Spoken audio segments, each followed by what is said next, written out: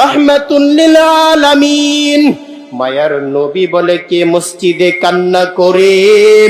রাহমাতুল লিল আলামিন মায়ার নবী আমার। এসে দেখেন হযরতে আবু বকর কান্না করে। ও আবু বকর, কেন তুমি কান্না করো? কি হয়েছে তোমার? তোমাকে তো আমি জান্নাতের ওয়াদা দিয়েছি, আমার আল্লাহ তোমাকে জান্নাতের ওয়াদা দিয়েছেন, তাহলে কেন কেন তুমি কান্না করো?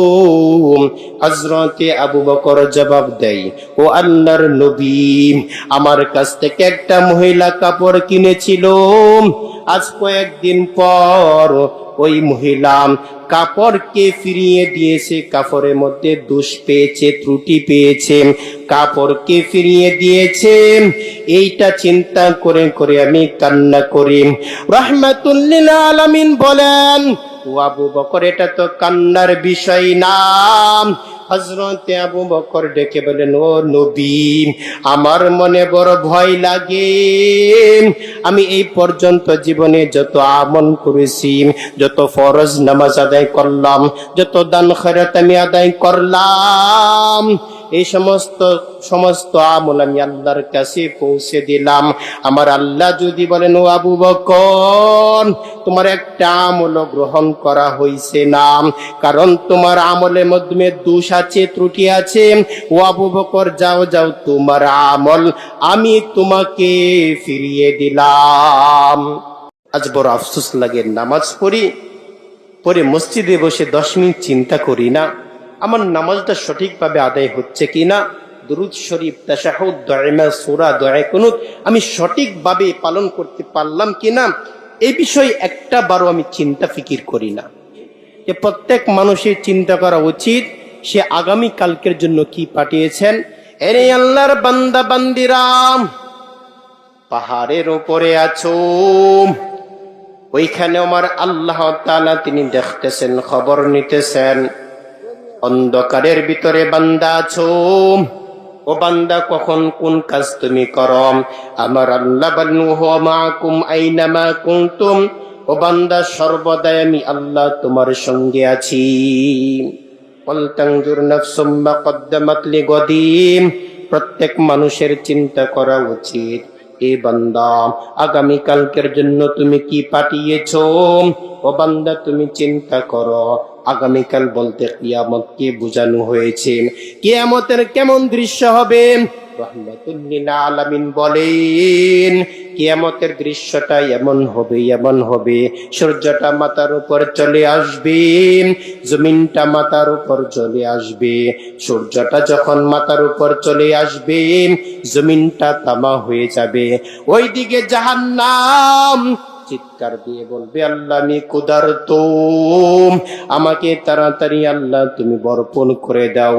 আমার আল্লাহ বলবেন, ও জাহান্নাম, একটু অপেক্ষা করো, একটু অপেক্ষা করো, আমি আমার বিচারের কাজটাকে আমি শেষ করে নেই। তাই আল্লাহ তাআলা বলতেছেন যে ওয়াল তানজুর নাফসুম মা কদ্দামাত লিগাদিন, যে প্রত্যেক মানুষের চিন্তা করা উচিত সে আগামী কালকের জন্য কি পাঠিয়েছেন। তো 1 নম্বর কি বলতেছেন? আত্তাকুল্লাহ, আল্লাহকে ভয় করো। 2 নম্বরে বলতেছেন ওয়াল তানজুর নাফসুম মা কদ্দামাত লিগাদিন। 3 নম্বরে আল্লাহ তাআলা আবার বলতেছেন আত্তাকুল্লাহ, তোমরা আল্লাহকে ভয় করো। যে আত্তাকুল্লাহ তৃতীয়বার যে আবার তিনি তাকরার করেছেন, 1 নম্বর ব্যাখ্যা হচ্ছে যে তাকরার করেছেন। 2 নম্বর হলো যে আমল বান্দা তুমি পাঠিয়েছো আগামী কালকের জন্য, এই আমলটা কতটুক সহি ছিল, এই আমলটা কতটুক ইখলাস ওয়ালা আমল ছিল, বান্দা এই বিষয়ে তুমি চিন্তা করো। আজ নবীজির একজন প্রিয় সাহাবী ছিলেন মুআজ ইবনে জাবাল। মুআজ ইবনে জাবালকে নবীজি সাল্লাল্লাহু আলাইহি ওয়াসাল্লাম বলতেছেন, ইয়া মুআজ ইত্তাকিল্লাহ হাইসুমা কুনতা, হে মুআজ, তুমি যখন যে অবস্থায় থাকো না কেন, যখন যে হালতে থাকো না কেন, তুমি সর্বদাই তাকওয়া, ভয় তোমার সঙ্গে রাখো। তুমি হাটে বাজারে আছো, হাজার হাজার মানুষের ভিড়ের মধ্যে আছো, মুআজ, তখনও তুমি আল্লাহকে ভয় করো। নীরব নিস্তবে আছো, এই পর্যায়ে মুআজ তুমি আল্লাহকে ভয় করো। তুমি রাতের অন্ধকারে আছো, রাতের অন্ধকারেও তুমি আল্লাহকে ভয় করো। দিনের আলোতে আছো, তুমি আল্লাহকে ভয় করো। সুস্থ অবস্থায় আছো, তুমি আল্লাহকে ভয় করো। অসুস্থ অবস্থায় আছো, তুমি আল্লাহকে ভয় করো। নবীজি সাল্লাল্লাহু আলাইহি ওয়াসাল্লাম মুআজকে এই কয়েকটা উপদেশ দিয়ে বলতেছেন, ইত্তাকিল্লাহ হাইসুমা কুনতা। মুআজ, তুমি সর্বদাই আল্লাহকে ভয় করতে থাকো। এই পৃথিবীর সমস্ত মানুষকে আমি 4টা উপদেশ দিচ্ছি। 1 নম্বরে তিনি বলতেছেন আত্তাকুল্লাহ, তোমরা আল্লাহকে ভয় করো। 2 নম্বরে বলতেছেন প্রত্যেক মানুষের চিন্তা করা উচিত সে আগামী কালকের জন্য কি পাঠিয়েছে। 2 নম্বরে আল্লাহ রাব্বুল আলামিন প্রথম কথাটাই তাকরার করে বলতেছেন আত্তাকুল্লাহ, তোমরা আল্লাহকে ভয় করো। 4 নম্বরে আল্লাহ রাব্বুল আলামিন বলেন, বান্দা তুমি যখন যে কর্মকাণ্ড করো না কেন, সমস্ত কর্মকাণ্ড বিষয় আমি আল্লাহ তাআলা অবগত আছি। ডিটাটা রকমান তো তেলাওয়াতকৃত আয়াতে আল্লাহ রাব্বুল আলামিন তিনি 4টা কথা আমাদেরকে বলেছেন। 1 নম্বর, ইয়া আইয়ুহাল্লাযীনা আমানুত্তাকুল্লাহ, তোমরা আল্লাহকে দেখে দেখে ভয় করো। 2 নম্বর বলতেছেন ওয়াল তানজুর নাফসুম মা কদ্দামাত লিগাদি, প্রত্যেক মানুষের চিন্তা করা উচিত সে আগামী কালকের জন্য কি পাঠিয়েছেন। ওয়াত্তাকুল্লাহ কথাটা দ্বিতীয়বার আবার এনেছেন, তাকরার করেছেন। 4 নম্বরে বলতেছেন তোমরা কখন কি কর্মকাণ্ড করো, সমস্ত কর্মকাণ্ড বিষয় আমি আল্লাহ তাআলা অবগত আছি। ইন্নাল্লাহা খাবীরুম বিমা তা'মালুন। তো আল্লাহ রাব্বুল আলামিন সূরাতুল হাশরে 4টা কথা বলেছেন। এর মাধ্যমে প্রথম যে কথাটা, হে মুমিন মুসলমানরা, তোমরা সকলেই আল্লাহকে দেখে দেখে ভয় করো। এই ভয় করার ব্যাখ্যা নবীজি সাল্লাল্লাহু আলাইহি সাল্লাম হাদিসে দিয়েছেন। নবী, আজ আপনি আমি আল্লাহকে ভয় করি, কিন্তু আল্লাহ রাব্বুল আলামিনকে যেভাবে ভয় করা উচিত সেভাবে আল্লাহ রাব্বুল আলামিনকে ভয় করি না। আজ আপনি আমি আল্লাহকে ভয় করি 12 আনা ভয়, 13 আনা ভয়, অথচ বান্দা তুমি 12 আনা 13 আনা ভয়ে তুমি আল্লাহর কুদরত খুঁজে পাবে না। আমার আল্লাহকে 16 আনা ভয় 16 আনা ভয়ই করতে হবে। আমি নামাজও পড়তেছি, সুদে ব্যবসাও করতেছি, নামাজও পড়তেছি, আমি ঘুষের ব্যবসাও করতেছি, আমি নামাজও পড়তেছি, হারাম পথে চলতেছি, আমি অসৎ পথে জীবন যাপন পরিচালনা করতেছি। আল্লাহ রাব্বুল আলামিন বলেন, তুমি যদি 16 আনা ভয় আল্লাহকে করতে পারো তবেই তোমরা আল্লাহর পরিচয় তোমরা খুঁজে পাবে। সুবহানাল্লাহ। 1 নম্বরে কি বলতেছেন, হে মুআজ, তুমি আল্লাহকে সর্ব হালতে সর্ব অবস্থায় তুমি ভয় করো। এই তাকওয়া ভয় আমার মধ্যে থাকবে। 3টা বিষয় নিয়ে যদি, 3টা আয়াত নিয়ে যদি আপনি আমি সর্বদাই চিন্তা ফিকির করি তবেই এই তাকওয়া ভয় আপনার আমার মধ্যে থাকবে। আল্লাহ রাব্বুল আলামিন 3টা আয়াত বলতেছেন, ও বান্দা বান্দিরা, তোমরা যদি আমাকে ভয় করতে চাও, এই তাকওয়া বান্দা তোমার মধ্যে তুমি রাখো। ও বান্দা, তুমি একটা আয়াত নিয়ে চিন্তা করো। আল্লাহ রাব্বুল আলামিন বলতেছেন, ওয়া হুয়া মাআকুম আইনামা কুনতুম। ও বান্দা বান্দি, সর্ব অবস্থায় বান্দা তুমি যখন যে অবস্থায় থাকো না কেন, আমি আল্লাহ তোমার সঙ্গে আছি। ওয়া হুয়া মাআকুম আইনামা কুনতুম। এরে আল্লাহর বান্দা বান্দিরা, পাহাড়ের উপরে আছো, সমুদ্রের পারে আছো, নদীর পারে আছো, সমুদ্রের পারে আছো, পাহাড়ের উপরে আছো, তুমি যখন যে অবস্থায় থাকো না কেন, আমি আল্লাহ তোমার সঙ্গে আছি। ওয়া হুয়া মাআকুম আইনামা কুনতুম। এরে আল্লাহর বান্দা বান্দিরা, পাহাড়ের উপরে আছো, ওইখানে আমার আল্লাহ তাআলা তিনি দেখতেছেন, খবর নিতেছেন। অন্ধকারের ভিতরে বান্দা আছো, ও বান্দা কখন কোন কাজ তুমি করো। আমার আল্লাহ বলেন, হুয়া মাআকুম আইনামা কুনতুম, ও বান্দা সর্বদাই আমি আল্লাহ তোমার সঙ্গে আছি। 2 নম্বরে আল্লাহ রাব্বুল আলামিন বলতেছেন, ওয়াজাদু মা আমিলু হাদিরা, যে তোমাদের কর্মকাণ্ডের যে আমল সেটা হাসরের দিন এটা প্রকাশ হয়ে যাবে, এটা তোমরা দেখতে পাবে। যে আমল করব, ছোটকালে যদি একটা ছোট আমল করে থাকি, একজনকে সালাম দিয়েছি, ভুলে গিয়েছি, এই আমলটাও আমি দেখতে পারবো। 3 নম্বরে আল্লাহ রাব্বুল আলামিন বলতেছেন, ইন্নামা কুনতুম তা'মালুন, যে সমস্ত আমল তুমি করো, সমস্ত আমলের বদলা তোমাকে পেতেই হবে। তো এই তাকওয়া আপনার আমার মধ্যে থাকবে, খোদাবিরু থাকবে। 1 নম্বর হলো ওহুয়া মাআকুম আইনামা কুনতুম, এই আয়াত নিয়ে সব সময় চিন্তা করব। 2 নম্বরে ওয়াজাদু মা আমিলু হাদিরা, আমাদের আমল আল্লাহর সামনে পেশ করবেন। 3 নম্বর ইন্নামা তুজাউনা মা কুনতুম, যে তোমায় যে আমল তুমি করো সেই আমলের বদলা তোমাকে পেতেই হবে। 1 নম্বর আল্লাহ তাআলা বলতেছেন, ইয়া আইয়ুহাল্লাযীনা আমানুত্তাকুল্লাহ, তোমরা আল্লাহকে ভয় করো। এটি নবীর আশিক উম্মতের দল। 2 নম্বরে আল্লাহ রাব্বুল আলামিন বলতেছেন, ওয়াল তানজুর নাফসুম মা কদ্দামাত লিগাদিন, ও বান্দা বান্দিরা সকলেই তোমরা চিন্তা করা উচিত, আগামী কালকের জন্য বান্দা কি পাঠিয়েছো, আগামী কালকের জন্য বান্দা তুমি কি প্রস্তুতি গ্রহণ করেছো। ওয়াল তানজুর নাফসুম মা কদ্দামাত লিগাদিন, প্রত্যেক মানুষই চিন্তা করা উচিত। গদিন শব্দকে 3টা ব্যাখ্যা করা হয়েছে। ওয়াল তানজুর নাফসুম মা কদ্দামাত লিগাদিন, গদিন মানে হচ্ছে আগামীকাল। গদিন শব্দের অর্থ হচ্ছে আগামীকাল। বান্দা তুমি আগামী কালকের জন্য কি পাঠিয়েছো, এই বিষয়টা নিয়ে বান্দা তুমি একটু ভাবো, চিন্তা করো।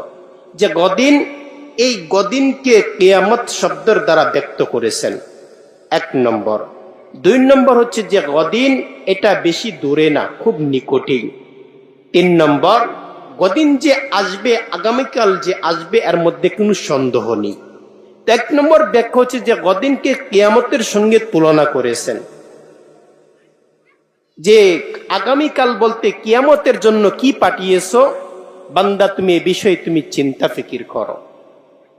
যে কিয়ামত এটা শুরু হবে কিন্তু শেষ হবে না, কিয়ামতের শুরু আছে, শেষ নেই। স্যাম্পল কিয়ামতকে বোঝানোর জন্য নবীজি সাল্লাল্লাহু আলাইহি সাল্লাম তিনি একটা উদাহরণ দিয়েছেন। যে নবীজি সাল্লাল্লাহু আলাইহি সাল্লাম বলেন, এই পৃথিবীকে যদি সরিষার দানা দ্বারা ভরপুর করে দেওয়া হয়, এই আমাদের বাংলাদেশ না, আমাদের আফগানিস্তান, রাশিয়া না, সমস্ত পৃথিবীকে যদি, যত খাল বিল নদ নদী আছে, সমস্ত কিছুকে যদি সরিষার দানা দ্বারা ভরপুর করে দেওয়া হয়, আর আল্লাহর রহমতের কুদরত অনুযায়ী আমার আল্লাহ তাআলা যদি একটা পাখিকে আদেশ করেন, ও পাখি যাও, তুমি যাও, তুমি একটা পাখিকে 70,000 বছর পর পর যদি আদেশ করেন, যে একটা পাখিকে আল্লাহ তাআলা পাঠিয়েছেন সরিষা দানা নিতে, এরপর যদি আল্লাহ তাআলা 70,000 বছর পর পাঠায়, বলে এরকম ভাবে এই পাখিটা এখান থেকে সরিষা দানা নিতে নিতে এক সময় পৃথিবীর সমস্ত সরিষা দানা শেষ হয়ে যাবে, তবুও কিয়ামতের তুলনায় এর কোনো কিছুই হয় না। কত দীর্ঘ হবে সেই কিয়ামত। 2 নম্বর ব্যাখ্যা করেছেন যে গদিন এটা খুব নিকটই। আপনি কারো কাছ থেকে টাকা দান নিয়েছেন, যে ভাই আমি আগামীকাল দিয়ে দেব, আগামীকাল আমি আপনাকে দিয়ে দেব, এটা কি খুব দূরে? খুব দূরে? দূরে নয়, এটা খুব কাছেই, নিকটে। আর গদিন শব্দকে ব্যাখ্যা করেছেন যেটা খুব নিকটবর্তী, খুব কাছে। 2 নম্বর ব্যাখ্যা। 3 নম্বর ব্যাখ্যা করেছেন যে গদিন যে আসবে, আগামীকাল যে আসবে, এর মধ্যে কোনো সন্দেহ নেই। সন্দেহ আছে? এর মধ্যে কোনো সন্দেহ নেই। আজ হচ্ছে রবিবার, আগামীকাল সোমবার, যে গদিন যে আসবে এর মাধ্যমে সন্দেহ নেই। রে নবীর আশিক, তাই আল্লাহ রাব্বুল আলামিন বলেন, ওয়াল তানজুর নাফসুম মা কদ্দামাত লিগাদিন, প্রত্যেক মানুষের চিন্তা করা উচিত, এ বান্দা আগামী কালকের জন্য তুমি কি পাঠিয়েছো। ও বান্দা তুমি চিন্তা করো, আগামীকাল বলতে কিয়ামতকে বোঝানো হয়েছে। কিয়ামতের কেমন দৃশ্য হবে? রাহমাতুল লিল আলামিন বলেন, কিয়ামতের দৃশ্যটা এমন হবে, সূর্যটা মাথার উপর চলে আসবে, জমিনটা মাথার উপর চলে আসবে। সূর্যটা যখন মাথার উপর চলে আসবে, জমিনটা তামা হয়ে যাবে। ওইদিকে জাহান্নাম চিৎকার দিয়ে বলবে, আল্লাহ আমি ক্ষুধার্ত, আমাকে তাড়াতাড়ি আল্লাহ তুমি বর্পণ করে দাও। আমার আল্লাহ বলবেন, ও জাহান্নাম একটু অপেক্ষা করো, একটু অপেক্ষা করো, আমি আমার বিচারের কাজটাকে আমি শেষ করে নিই। তাই আল্লাহ তাআলা বলতেছেন যে ওয়াল তানজুর নাফসুম মা কদ্দামাত লিগাদিন, যে প্রত্যেক মানুষের চিন্তা করা উচিত সে আগামী কালকের জন্য কি পাঠিয়েছেন। তো এক নম্বর কি বলতেছেন? ওয়াত্তাকুল্লাহ, আল্লাহকে ভয় করো। দুই নম্বরে বলতেছেন ওয়াল তানজুর নাফসুম মা কদ্দামাত লিগাদিন। তিন নম্বরে আল্লাহ তাআলা আবার বলতেছেন ওয়াত্তাকুল্লাহ, তোমরা আল্লাহকে ভয় করো। যে ওয়াত্তাকুল্লাহ তৃতীয়বার যে আবার তিনি তাকরার করেছেন, এক নম্বর ব্যাখ্যা হচ্ছে যে তাকরার করেছেন।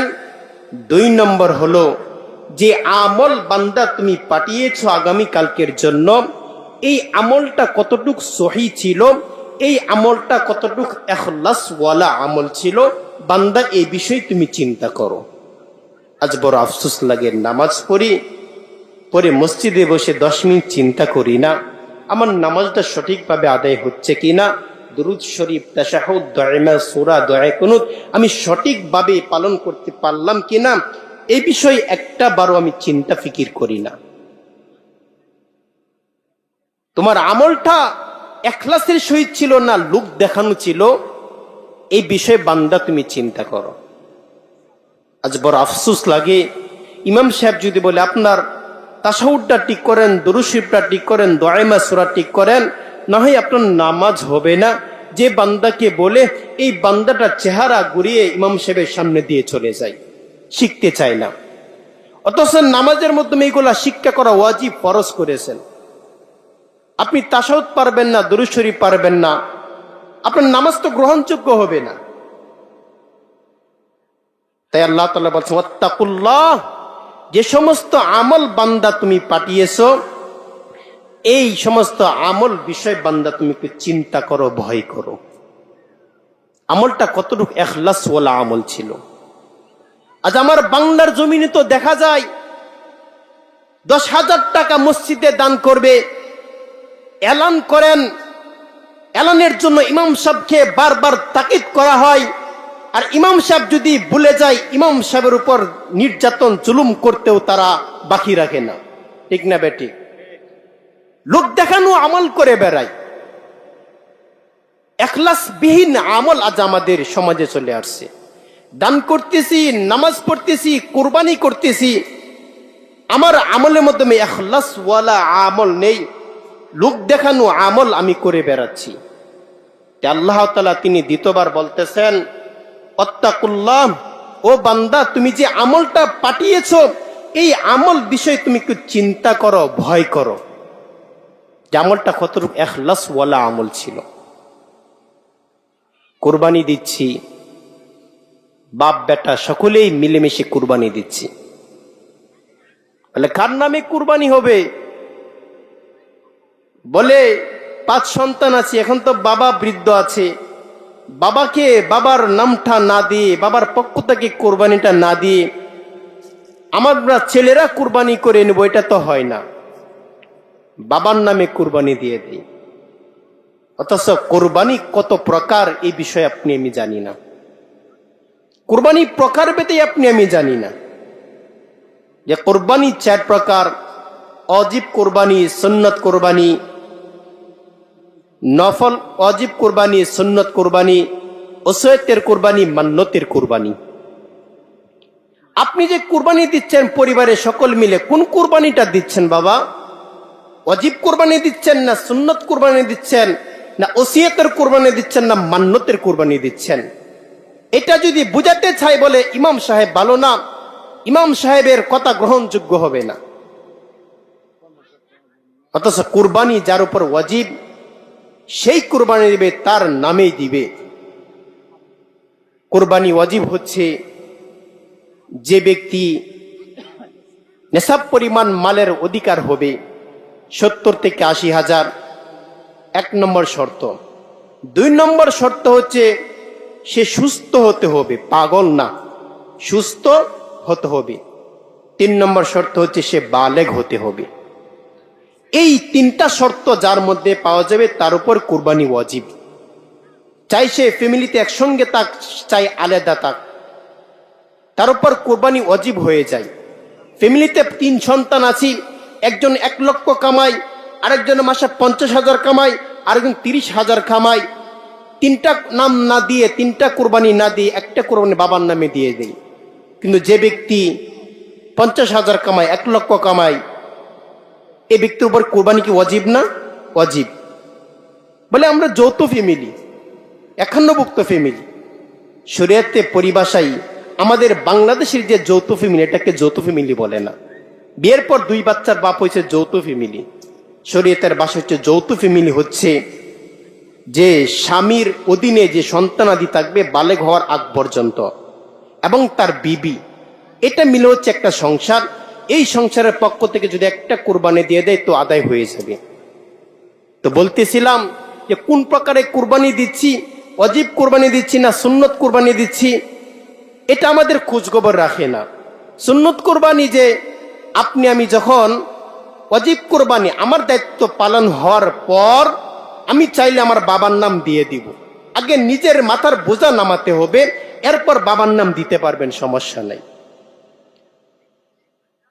আর ওসিয়তের কুরবানি, আপনি যখন মৃত্যুবরণ করবেন, ওসিয়ত করে গেছেন, এই ওসিয়ত কুরবানি দিতে পারবেন।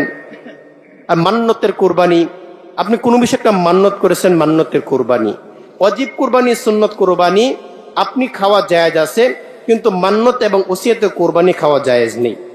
এখন এই বিষয়ে যদি আলেম সাহেব কথা বলতে চায়, বলে ইমাম সাহেব রাখা যাবে না, দূর করে দাও, এই আমলটা আমার ইখলাসের সহিত কতটুকু ছিল, এই বিষয়ে আমি ভয় করি না। তাই আল্লাহ রাব্বুল আলামিন বলেন, ওয়াত্তাকুল্লাহ, ও বান্দা, যে আমল তুমি আগামী কালকের জন্য পাঠিয়েছ, বান্দা এ বিষয়ে তুমি চিন্তা করো। এরে নবীর আশিক উম্মতের দল, হযরতে আবু বকর সিদ্দিকের দিকে তাকাও। বকর সিদ্দিক রাদিয়াল্লাহু আনহু, তিনি একজন কাপড় ব্যবসায়ী ছিলেন, অনেক বড় কাপড় ব্যবসায়ী ছিলেন। তিনি কাপড় বিক্রি করতেন। একদিন এক মহিলা একটা কাপড় নিয়ে আসলেন। একদিন বা কয়েকদিন পর একটা কাপড় নিয়ে বলতেছেন, ও আবু বকর, তুমি তোমার কাপড় ফিরিয়ে নিয়ে যাও, এই কাপড়ের মধ্যে আমি দোষ পেয়েছি, ত্রুটি পেয়েছি। হযরতে আবু বকর তিনি কোন রকম কথা বললেন না। এই কাপড়কে তিনি গ্রহণ করলেন, রিসিভ করে ওই মহিলার টাকা পয়সা ফিরিয়ে দিলেন। যখন ব্যবসা বাণিজ্য শেষ করিয়া বিকাল বেলা হযরতে আবু বকর তিনি মসজিদে নামাজ পড়তে যাবেন। মসজিদে নববীতে নামাজের জন্য রওনা। নামাজ শেষ করে হযরতে আবু বকর ওযর দ্বারা গুনগুন করে কান্না করতেছেন। এই বিষয়টা নিয়ে চিন্তা করি, তখন আমার কি উপায় হবে? তো বলতেছিলাম, 1 নম্বর যাত্তাকুল্লাহ, আল্লাহকে ভয় করো। 2 নম্বর ওয়াল তানজুর নাফসুম মা কদ্দামাত লিগাদি, আগামী কালকের জন্য কি পাঠিয়েছে এই বিষয়টা নিয়ে চিন্তা করো। 3 নম্বরে বলছে ওয়াত্তাকুল্লাহ, যে আমলটা পাঠিয়েছে এই বিষয়ে চিন্তা করো। 4 নম্বরে আল্লাহ তাআলা বলতেছেন, ইন্নাল্লাহা খাবীরুম বিমা তা'মালুন। ও বান্দা, কখন কোন আমল করো, কখন কোন কাজ বান্দা তুমি করতেছো, সমস্ত কাজ বিষয়ে আমি আল্লাহ তাআলা অবগত আছি। রাতের অন্ধকারে বান্দা তুমি কি করতেছো, এই বিষয়ে আমি আল্লাহ তাআলা অবগত আছি। দিনের আলোতে বান্দা কি করতেছো, এই বিষয়ে আমি আল্লাহ তাআলা অবগত আছি। বান্দা যখন যে অবস্থায় থাকো না কেন, সমস্ত বিষয়ে আমি আল্লাহ তাআলা অবগত আছি। ও বান্দা, শুধু আমি আল্লাহ তাআলা অবগত আছি তা নয়, বরংস আমি আল্লাহ তাআলা তোমার কর্মকাণ্ডের সাক্ষী স্বরূপ আরো 4টা জিনিস আমি আল্লাহ তাআলা রেখে দিলাম। 1 নম্বর, এই জমিনকে রেখে দিয়েছেন। 2 নম্বর ফেরেশতা, 3 নম্বর আমল নামা, 4 নম্বর আমাদের অঙ্গ প্রত্যঙ্গ। আল্লাহ তাআলা ব্যতীত এই 4টা বিষয়কে আল্লাহ তাআলা সাক্ষ্য স্বরূপ হাসরের দিন আল্লাহর সামনে হাজির করবেন। আল্লাহ রাব্বুল আলামিন বলেন, ইয়াউমা ইদিন তুহাদ্দিসু আখবারহা, এই জমিন তার খবর বর্ণনা করে দিবে। মিনহা খলাকনাকুম ওয়া ফিহা নুঈদুকুম ওয়া মিনহা নুখরিজুকুম তারাতান উখরা। যে জমিনে বান্দা তুমি ছিলে, এই জমিন থেকে আমি আল্লাহ তাআলা তোমাকে উঠাবো। এই জমিনে বান্দা তুমি কখন কোন কাজ করেছো, এই জমিনে বান্দা তুমি কৃষি চাষ করেছো, এই জমিনের বুকের উপরে বান্দা তুমি চলাফেরা করেছো। ও বান্দা, এই জমিনে কোন জায়গায় তুমি অন্যায় কাজ করেছো, অসৎ কাজ করেছো, এই স্থান এই জমিন সেদিন কথা বলবে। ইয়াউমা ইদিন তুহাদ্দিসু আখবারহা, এই জমিন আমাদের বিরুদ্ধে সাক্ষ্য হয়ে দাঁড়াবে। 2 নম্বর, ফেরেশতা, ফেরেশতা আপনার আমার বিরুদ্ধে সাক্ষ্য হয়ে দাঁড়াবে। 2 কাঁধে 2 জন ফেরেশতা আল্লাহ তাআলা তিনি পাহারা স্বরূপ, তিনি প্রহরী স্বরূপ রেখে দিয়েছেন। কখন কোন কাজটা করতেছি, কখন কোন আমলটা করতেছি, এই ফেরেশতারা তারা সাক্ষ্য দিবে।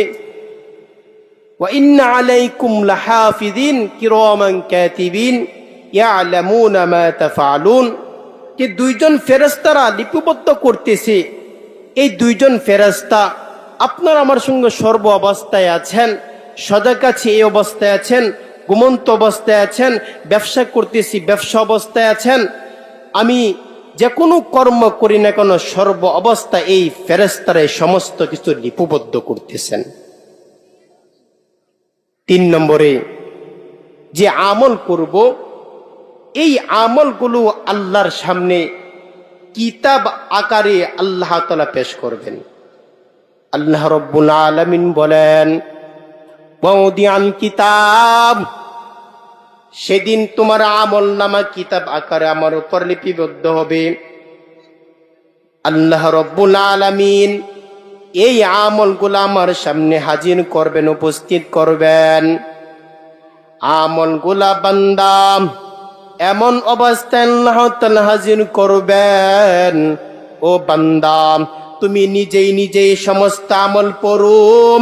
পড়ার জন্য বান্দা তুমি নিজেই যথেষ্ট। তুমি নিজেই এই সমস্ত আমলের হিসাব তুমি নিজেই দেখতে পারবা। 4 নম্বরে আল্লাহ তাআলা বলতেছেন যে তোমার অঙ্গ প্রত্যঙ্গ তোমার বিরুদ্ধে সাক্ষ্য হয়ে দাঁড়াবে। আল-ইয়াউমা নাখতিমু আলা আফওয়াহিহিম ওয়া তুকাল্লিমুনা আইদিহিম ওয়া তাশহাদু আরজুলুহুম বিমা কানু ইয়াকসিবুন। এই অঙ্গ প্রত্যঙ্গ তোমার বিরুদ্ধে, আপনার আমার বিরুদ্ধে সাক্ষ্য হয়ে দাঁড়াবে। তো মুহতারাম হাজিরিন, আমি আপনাদের সম্মুখে সূরাতুল হাশরের 18 নং আয়াত তেলাওয়াত করে আমি আপনাদের সম্মুখে যে 4টা বিষয়ে আলোচনা উপস্থাপনা করলাম। 1 নম্বর, যে ওয়াত্তাকুল্লাহ, তোমরা আল্লাহকে ভয় করো। সর্ব অবস্থায় যখন যে অবস্থায় থাকো না কেন, আল্লাহকে তোমরা ভয় করো। যদি ভয়ের মাত্রা তোমার মধ্যে থাকে, কোনো ব্যক্তির মধ্যে যদি আল্লাহর তাকওয়া থাকে, ভয় থাকে, ওই ব্যক্তি কখনো দুর্নীতি করতে পারে না। কোন স্বামীর প্রতি যদি এই তাকওয়া থাকে, ওই স্বামী দুর্নীতি করতে পারে না, বিবি দুর্নীতি করতে পারে না, রাষ্ট্রীয় কোনো ব্যক্তি দুর্নীতির উপর অটল থাকতে পারে না যদি আল্লাহ পাকের ভয় থাকে, ঠিক না বেটি? এক নম্বর ওয়াত্তাকুল্লাহ, যে আল্লাহকে ভয় করো। যদি আল্লাহকে ভয় করতে পারো, রাতের অন্ধকারে বান্দা তুমি থাকবে, তবু দুর্নীতি তুমি করতে পারবে না। যে হযরতে ওমর রাদিয়াল্লাহু আনহু তিনি খেলাফতের ময়দানে তিনি রাতে পাহারা দিচ্ছেন, এমন সময় দেখতেছেন যে দুইটা মা এবং মেয়ে, যে প্রত্যেক মানুষের চিন্তা করা উচিত সে আগামী কালকের জন্য কি পাঠিয়েছেন। 3 নম্বর যে ওয়াত্তাকুল্লাহ, আল্লাহ তাআলা তাকরার করে বলতেছেন, ও বান্দা যে আমল পাঠিয়েছে এই আমলটা কতটুকু ইখলাস ওয়ালা আমল ছিল। 4 নম্বর আল্লাহ তাআলা বলতেছেন, ইন্নাল্লাহা খবীরুম বিমা তা'মালুন, যে সকল কর্মকাণ্ড বিষয়ে আমি আল্লাহ তাআলা অবগত আছি। আল্লাহ তাআলা আমাদের সবাইকে এই 4টার প্রতি আমল করার তৌফিক দান করেন। সকলে বলি আমিন।